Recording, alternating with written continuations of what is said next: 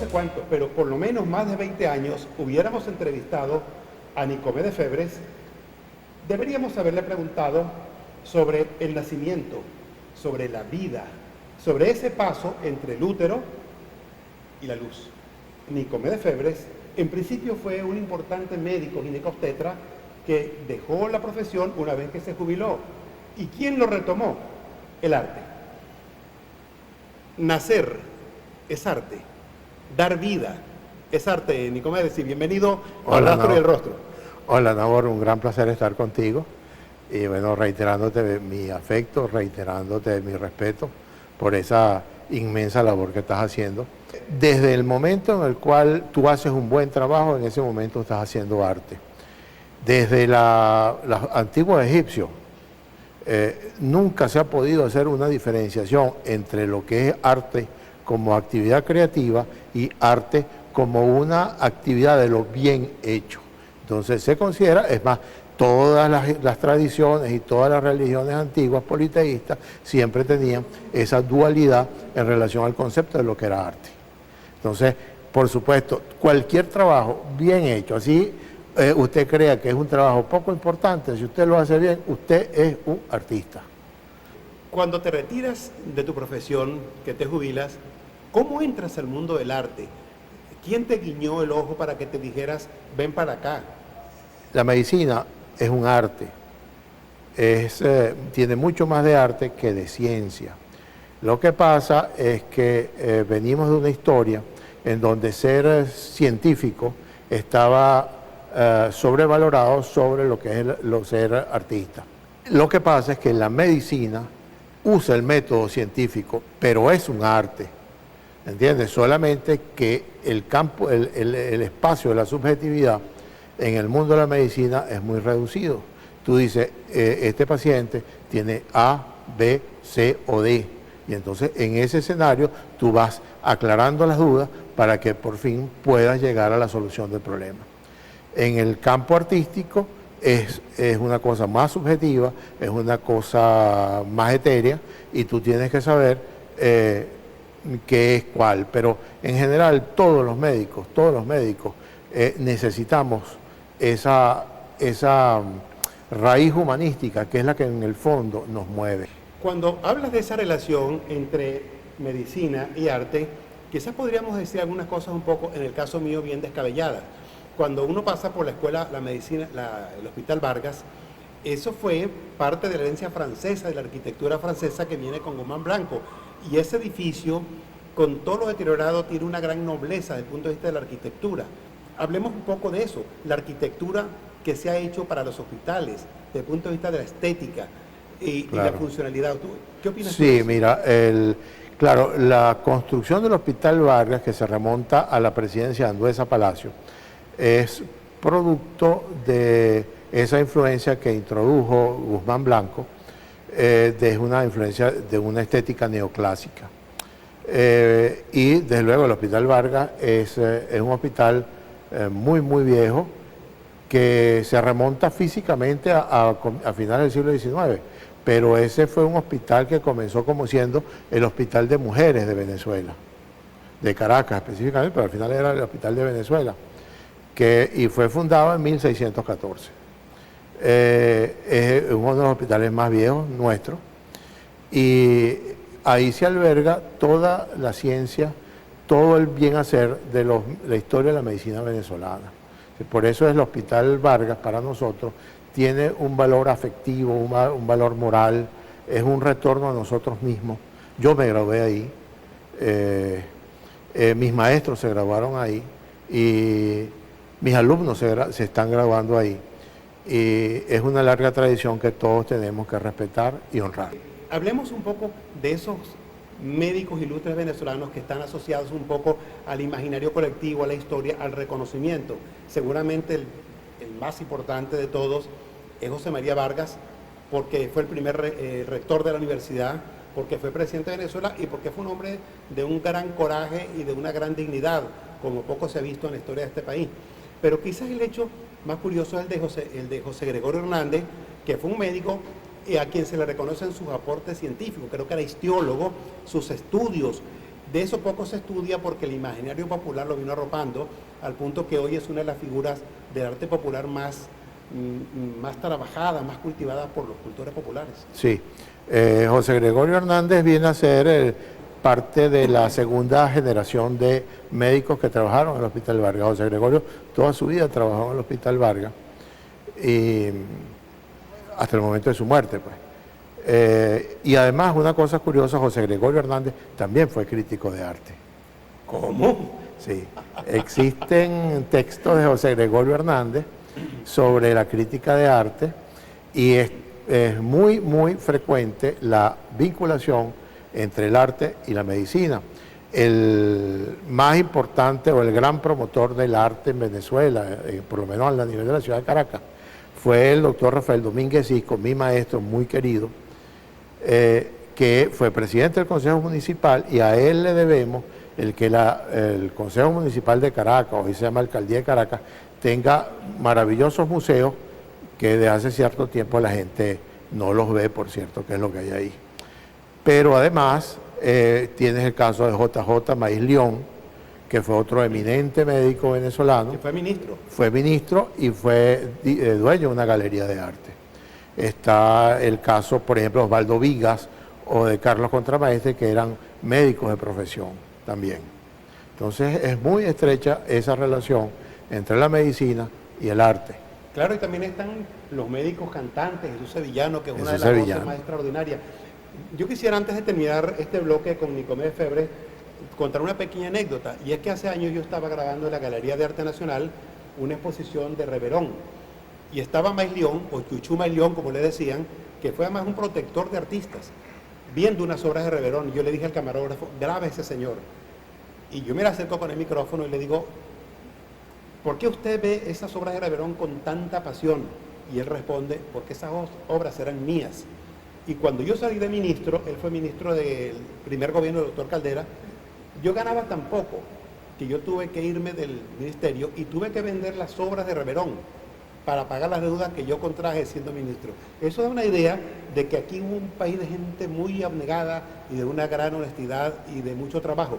Pero bueno, en la segunda parte del Rastro y el Rostro, con Nicomedes Febres, vamos a meterle el diente al arte. Bueno. Ya volvemos.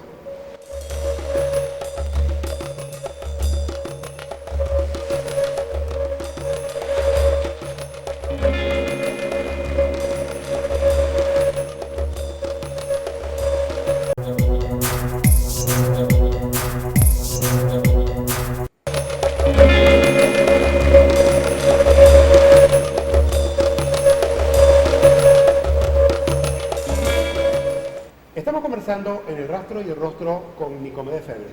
Ya dejamos atrás la parte médica, la parte humanística que lo acompañó a él y con la que él laboró en este país trayendo venezolanos al mundo.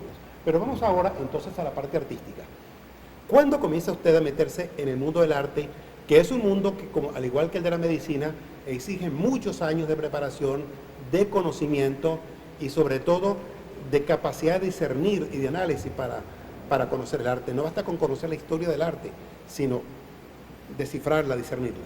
Sí, esos son procesos que se dan de una manera paralela. Yo comencé en este campo por la influencia del doctor Rafael Domínguez Cisco, que era el presidente del Consejo Municipal y era un gran coleccionista. Y fue un gran protector de la cultura venezolana en general.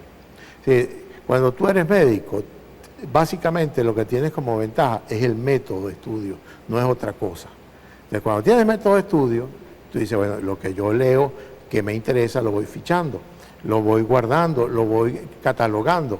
Entonces, lo fui haciendo y posteriormente me fui involucrando mucho más hasta que hoy en día, bueno, estoy muy, muy involucrado en el medio artístico, desde luego. Con Nicomedes Febres ha trabajado un equipo, este programa lo ha seguido integrado por Ana Pina, o Ana María Vicenteni, que es su esposa, Zoraida Febres, que es tu hermana, Magdalena Arria. Magdalena Arria, que siempre se me olvida y por supuesto que no me lo perdona. Ese es un equipo que se ha formado y que fue el que permitió que se celebrara en Venezuela la FIA, la Feria Iberoamericana de Arte, que ya tiene 20 ediciones. ¿Qué ha significado esa experiencia desde el punto de vista del mercado del arte?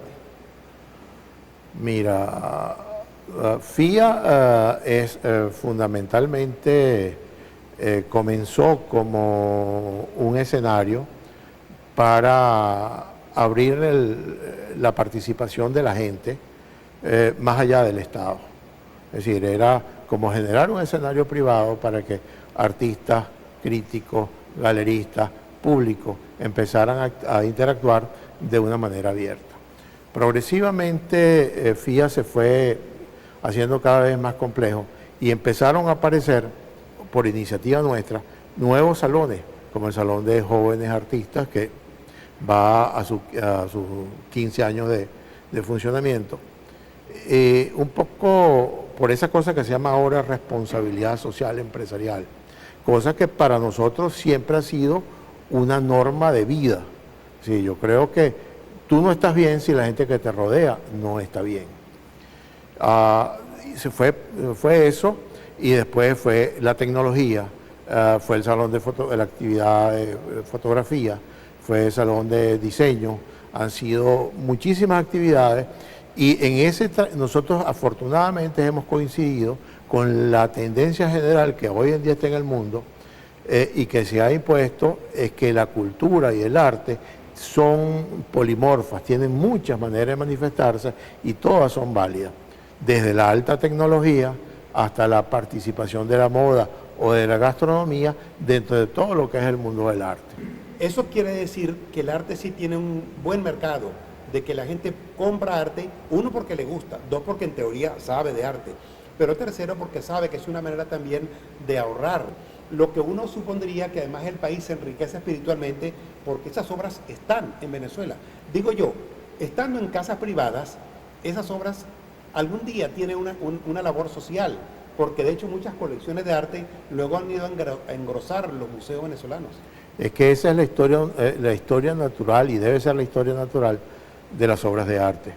Es decir, si tú te remontas a Venezuela, a la historia de Venezuela, prácticamente el 99%, por no decir el 100%, de lo que hoy en Venezuela tiene valor histórico, es producto del esfuerzo de una serie de hombres civiles que, entendiendo que eso era un patrimonio cultural o un patrimonio histórico de todos los venezolanos, se dieron a la tarea de quitársela de las manos a esos caudillos militares que lo único que hacían era transformar los incenciarios o las cosas que habían en los templos de la iglesia, transformarlos en cañones y cosas esas ridículas. Pero fíjate que es importante, Nicomedes, que el Museo de Bellas Artes, que se inaugura en el año 38, que lo inaugura López Contreras, en el museo que creó Carlos Raúl Villanueva, pero ese museo había sido creado a fines del siglo XIX, porque ya en Venezuela había un incipiente coleccionismo. Sí, desde luego. Digamos, ese coleccionismo necesariamente siempre va un poco más atrás de la creación artística. Cuando apareció Herrera Toro, o Tovar y Tovar, Mauri, etcétera, etcétera, la gente lo que quería es que le pintaran santos o retratos en su casa. Cuando la gente se adaptó a Michelena, a Cristóbal Rojas, etcétera, ya venía por ahí un muchacho llamado Armando Reverón. Y cuando la gente se adaptó a Armando Reverón, ya venía un muchacho llamado Jesús Soto. Y esa es la tradición, y eso es lo normal. Por eso es que el valor que deben tener los coleccionistas emblemáticos, que se supone que son la gente que está actualizada, que está al día, que legitima todo lo que es el arte. Y por eso es que es importante que los museos estén en manos buenas. Y buenas manos es manos profesionales, que sepan que más allá de la contingencia política o de la amistad, tiene que existir una tradición histórica para que ese legado perviva. Es decir, las cosas no son de unos o de otros, la historia es de todos en general, y en especial de los que todavía no han nacido, que debe ser la protección que nosotros tenemos que darle a los objetos físicos que constituyen la historia patrimonial de nuestro país. Mira, volviendo al tema de la Feria Iberoamericana de Arte, Nicomedes, un balance muy somero de esos 20 años ha significado que, por ejemplo, marchands de Europa, de Estados Unidos, de América Latina, lleven arte venezolano. Eso ha beneficiado realmente al arte venezolano. Al mismo tiempo, el coleccionismo venezolano se ha enriquecido adquiriendo las obras que han traído las galerías europeas. Sí, mira, por supuesto que sí, eso sucedió mucho, pero FIA también es un proceso mucho más complejo. Eh, yo recuerdo, mira, que aquí llegaban vuelos fletados, charter, con coleccionistas que venían de Nueva York, que venían de Madrid, que venían de otras ciudades fuera de Venezuela, y bueno, venían a ver FIA, pero mucha de esa gente se colaba, también iba a los talleres de los artistas, directores y curadores de museos del primer mundo, venían y se llevaban obras de artistas jóvenes venezolanos. O sea, eso es el flujo natural de lo que es el mundo de la cultura, que es un mundo que es absolutamente globalizado, irreversiblemente globalizado, en especial cuando tú tienes las nuevas tecnologías telecomunicacionales. Bien, en la tercera parte del rastro y el rostro vamos a continuar obviamente con Nicomedes Febres, pero vamos a abordar un tema que a mí en lo particular me fascina, que es el tema memorioso, para decirlo una palabra de Jorge Luis Borges, que es el tema de la memoria, de una cosa que es muy conmovedora, que tiene que ver con el pasado venezolano, que cada día tenemos que irlo persiguiendo. Es decir, el futuro no sabemos si llegó o está demasiado lejos, pero sí sabemos que tenemos que correr mucho hacia atrás para ver, perdón, para ver si encontramos algunas explicaciones de estas cosas atarantadas que le suceden en este país. Ya venimos entonces, Nicomedes.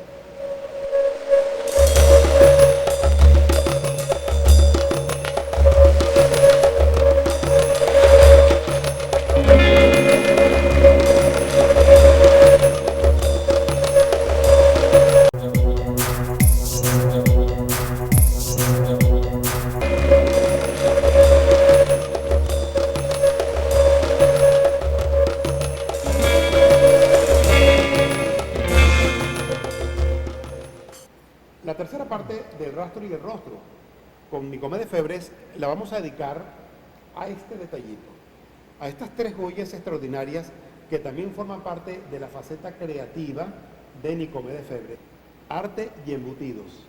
La portada está tomada de una obra del maestro José Antonio Dávila, pero adentro vamos a tener muchas más pruebas de lo bueno que es comer y pintar. Sí, señor. Este primer libro es una historia del arte desde el Renacimiento y desde el gótico tardío hasta la actualidad, y se fundamenta en escribir el libro sobre la historia de los embutidos. Es decir, están todos los movimientos artísticos que se han hecho en estos 8 o 6 siglos que vamos, desde una obra del Bosco, que es donde están representados, que se llama Los 7 pecados capitales, y donde la gula está representada por un hombre gordo comiéndose una salchicha. A mí en lo personal me encantan las salchichas y creo que uno de mis pecados es la gula.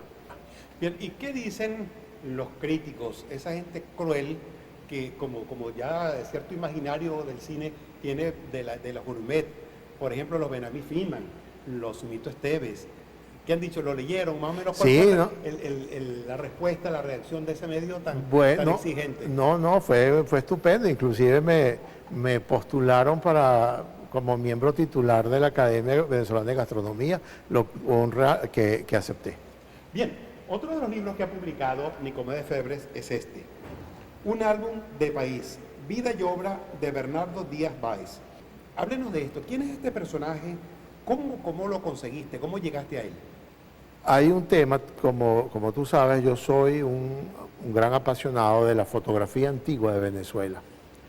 Y es una fotografía antigua que la gente desconoce, porque el común de las personas, lo único que se hacían en el final del siglo XIX, era ese tipo de fotos de estudio. En el siglo XIX era un evento muy costoso. Entonces ahí me dio mucha curiosidad, bueno, ¿y cómo hacen los pobres para ser fotografiados? Y entonces me dediqué a un tema central en mi vida, que es el tema de la mujer.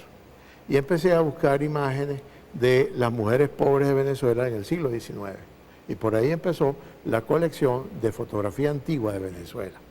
Y en ese mare magnum de búsqueda, en esa pesquisa, me encontré un buen día, ya tenía algunas fotos yo, de unas fotos llamadas estereoscópicas. O O sea, son fotos que colocadas en un aparato se pueden ver en tercera dimensión.